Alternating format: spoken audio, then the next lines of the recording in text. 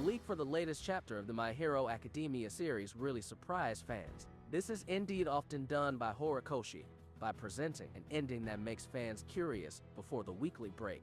Many fans suspect that My Hero Academia Chapter 362 will bring a lot of character deaths, especially seeing what happened in Chapter 361 yesterday. However, it seems that what appears in this latest chapter is beyond the expectations of many fans. As we know, in the previous chapter we saw how Shigaraki really made Bakugo helpless. Shigaraki's strength level was far above Bakugo's. This was the reason why he was so badly injured, before the Big Three appeared and saved his life. Then what happened in Chapter 362? But before we start this video, please smash that like button. And if you haven't subscribed to this channel, please subscribe and click notification bell, or you will miss future anime videos. The chapter itself opens by showing how the effects of Tamaki's powerful power, Vast Hybrid Plasma Cannon.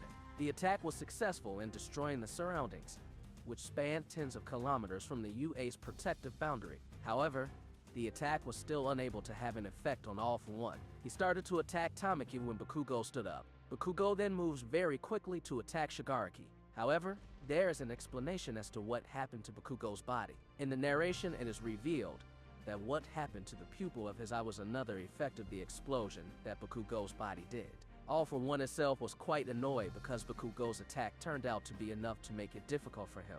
In fact, he is not a One For All user. After remembering his fight against the second user of One For All, finally All For One began to be more serious in his fight against Bakugo. However, on the other hand, Bakugo himself had doubts about himself. He doubted whether his body could match Deku's strength. Bakugo then saw All Might spirit figure in a dimension. He remembers the All Might card stored in his costume, which brings him to memories of Deku and the other pro heroes. Bakugo realizes that his death is imminent, and he wishes all heroes could sign his card. Big Three and Miruko then attacked All For One in turn, but All For One itself did not budge. At the end of Chapter 362, it is shown how the heart of Bakugo finally stops beating. In the last panel, you can see how Bakugo is lying stiff with the All Might card beside him.